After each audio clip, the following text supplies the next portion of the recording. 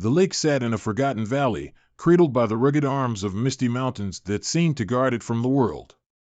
It had no name known to the locals, who regarded it with caution, passing on rumors of strange happenings in hushed voices. For centuries, the water had mirrored the sky with unsettling stillness, a dark, glassy surface hiding depths that no one dared to probe. It was a place avoided by swimmers and boaters alike, its silence and stillness breeding a primal unease. The lake exuded an ancient malevolence, an oppressive air that seemed to throb beneath the surface. Despite the tales, progress had come creeping into the valley. A wealthy developer had struck a deal with the local government to drain the lake, aiming to create a luxury resort and waterfront community. It was an ambitious project. The lake, for all its sinister reputation, was a significant body of water, and draining it would be a Herculean task. Machinery arrived, and teams set up equipment along the banks, ready to siphon out the lake's contents.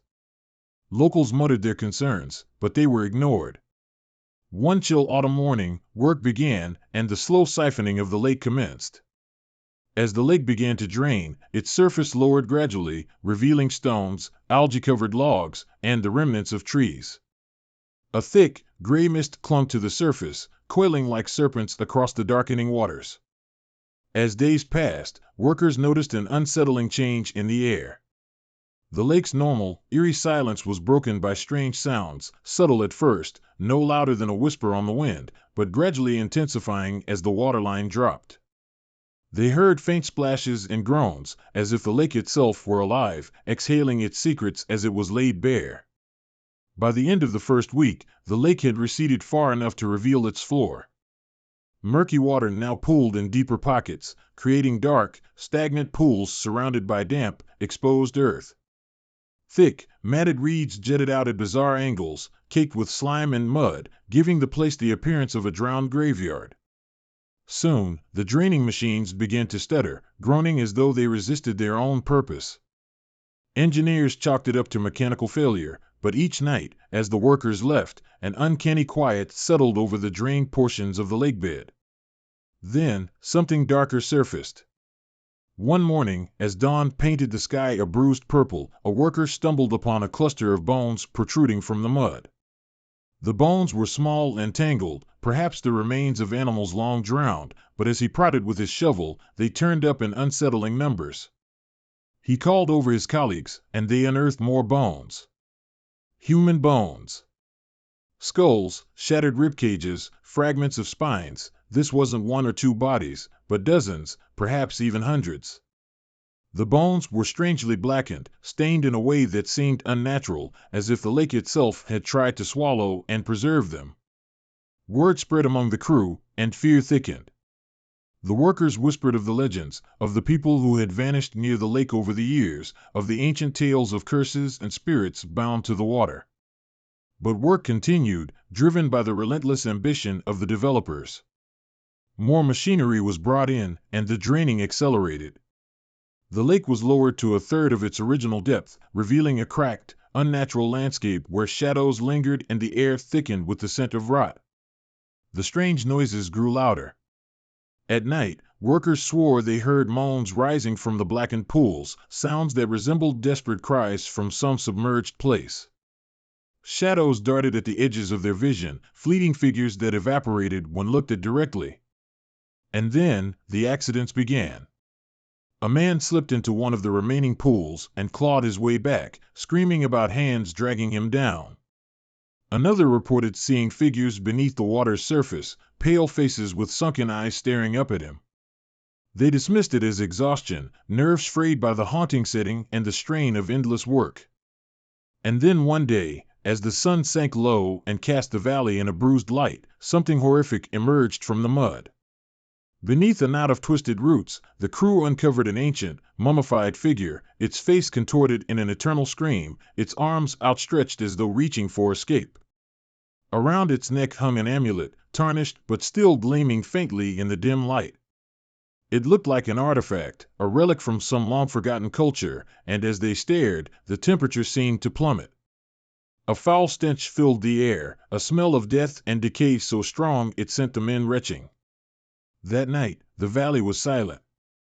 Even the crickets ceased their song, and the wind seemed to hold its breath. Workers tossed and turned in their beds, haunted by nightmares of pale figures and blackened bones, of waters that screamed. The lake was nearly empty now, reduced to a scattering of stagnant pools. But the next day, when the crew returned, they found something waiting for them. In the mud, stretching across the lake bed, were footprints, hundreds of them, imprinted in the soft earth, leading in all directions as if a crowd had walked out of the pools during the night. The footprints circled the equipment, crisscrossed through the tents, even led up to the road. Panicked, the crew searched the area, but there was no sign of anyone living. The footprints were ancient, left by bare feet, their outlines smeared as if by dragging. And the air was thick with whispers, an unholy susurrus that filled the valley and echoed from the surrounding mountains.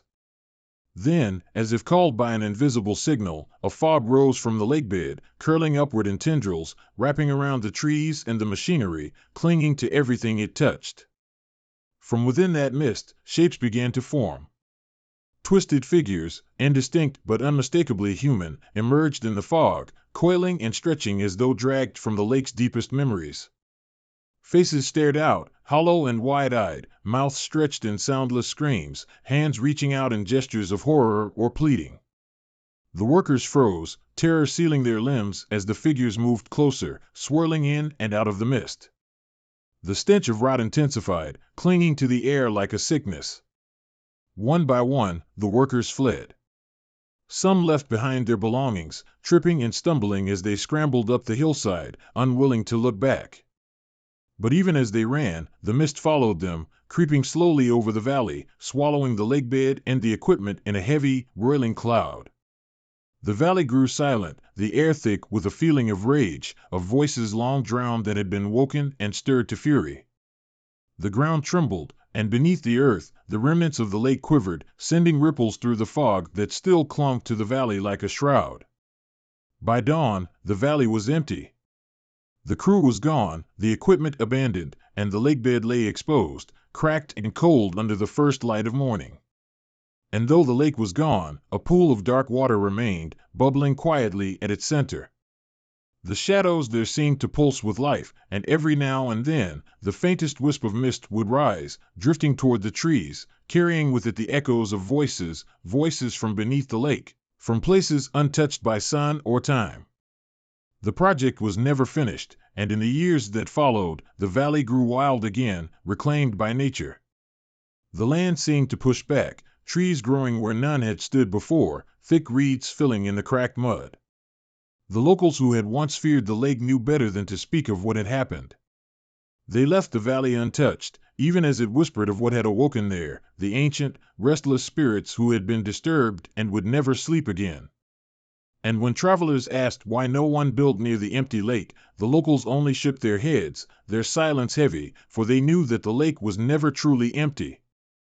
It still lived, in the shadows, in the fog that clung to the valley, in the whispers that drifted from the cracked earth each night, mourning the trespass and the theft of its dark secrets.